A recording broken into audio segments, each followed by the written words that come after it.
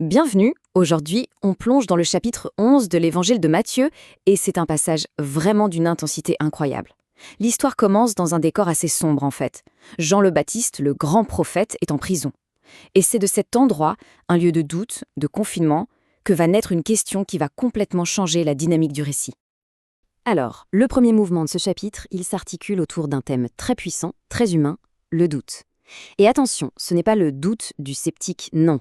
C'est le trouble profond d'un croyant qui voit la réalité se heurter de plein fouet à ses certitudes.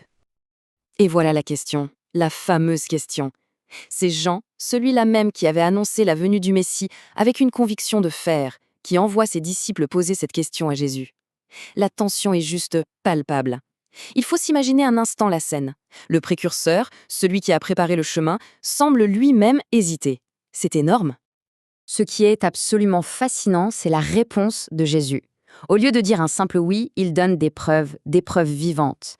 Il dit en quelque sorte aux disciples de Jean, allez voir, observez ce qui se passe. Chaque miracle qu'il liste, c'est l'accomplissement direct d'une prophétie sur le Messie. La preuve n'est pas dans les mots, elle est dans l'action, dans la transformation réelle du monde qui est en train de se produire. Et Jésus termine son message à Jean avec cet avertissement, qui est à la fois très doux et en même temps très profond.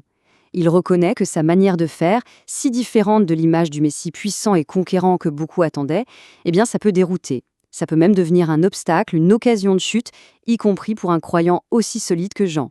C'est un véritable test de foi. Ok, les disciples de Jean s'en vont.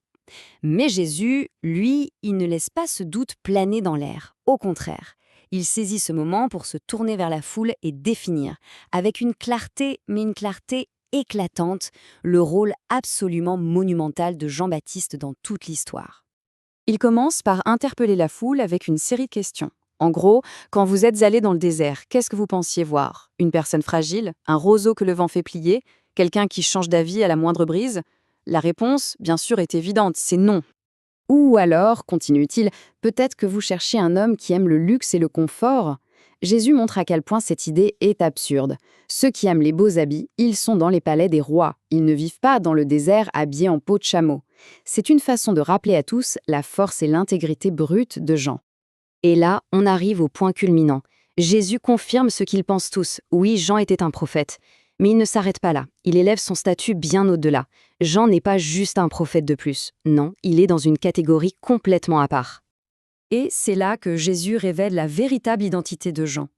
Il est l'Élie qui devait revenir, celui annoncé par le prophète Malachie, le messager chargé de préparer le chemin du Seigneur. Jean n'est donc pas seulement un prophète, il est le point de bascule de toute l'histoire, la charnière entre l'ancienne promesse et la nouvelle réalité. L'éloge atteint ici son sommet absolu. C'est sans doute le plus grand hommage rendu à quelqu'un dans tout le Nouveau Testament. Jésus place Jean tout en haut de l'histoire humaine jusqu'à ce moment précis. Personne, dit-il, n'a été plus grand.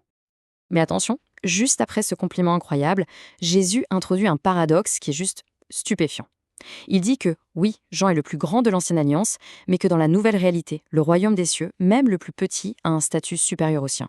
C'est une rupture nette, un changement de paradigme radical qui s'opère. Le discours change alors de direction. On a parlé des messagers, Jean et Jésus. Maintenant, on va parler du conflit avec leur génération. Comment est-ce que leur message a été reçu? La réponse est assez simple, par un rejet quasi total. Pour expliquer ça, Jésus utilise une parabole, une image simple mais percutante. Il dit que cette génération ressemble à des enfants capricieux sur une place de marché. On leur joue un air de mariage, ils ne veulent pas danser.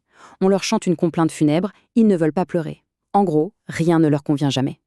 Et voici l'exemple parfait de ce caprice. Jean est venu avec un style de vie très austère, un message de repentance, et qu'est-ce qu'on a dit? Il est possédé par un démon. Jésus, lui, est venu en mangeant et buvant avec tout le monde, en étant sociable, et on l'a traité de glouton et d'ivrogne. Deux approches totalement opposées, et les deux ont été rejetées. Face à ce rejet systématique, Jésus conclut que la vérité, finalement, ce n'est pas une question d'opinion publique. La vraie sagesse, la sagesse de Dieu, elle se prouve elle-même, par ses résultats, par les fruits qu'elle porte dans la vie des gens. Et là, le conflit monte encore d'un cran. Jésus se tourne vers les villes où il a fait le plus de miracles. Chorazine, Bethsaïda, Capernaum. Ces villes ont été les témoins directs, privilégiés de sa puissance. Et le verdict qu'il prononce est sans appel. c'est une comparaison qui a dû être incroyablement choquante à entendre. Il dit qu'au jour du jugement, le sort de villes païennes comme Tyr, Sidon et même Sodome sera plus supportable que le leur. Pourquoi une telle sévérité? Le principe est simple, à qui l'on a beaucoup donné, il sera beaucoup demandé. Avoir vu plus de lumière entraîne une plus grande responsabilité. Et puis, alors qu'on est au sommet de cette tension, de ce jugement, le ton du chapitre change complètement. C'est un pivot à 180 degrés. On passe du conflit à une invitation, de la condamnation à une offre de paix. Jésus commence cette partie avec une prière de louange qui révèle un autre grand paradoxe. La vraie connaissance de Dieu, ce n'est pas le résultat de l'intelligence humaine ou de l'érudition.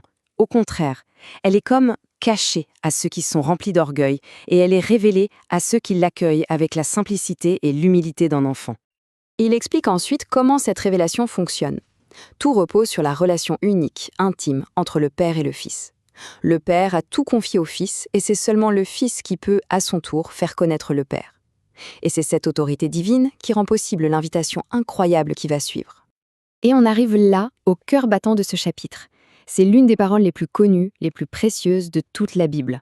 Après avoir parlé de jugement, de rejet, des fardeaux que les hommes s'imposent, Jésus ouvre grand les bras. C'est une invitation à la fois universelle et profondément personnelle. Un appel au repos pour toutes les âmes qui sont fatiguées, qui ploient sous le poids de la vie. L'image du joug est essentielle ici. Un joug, c'est cet instrument qui unit deux animaux pour qu'ils partagent l'effort.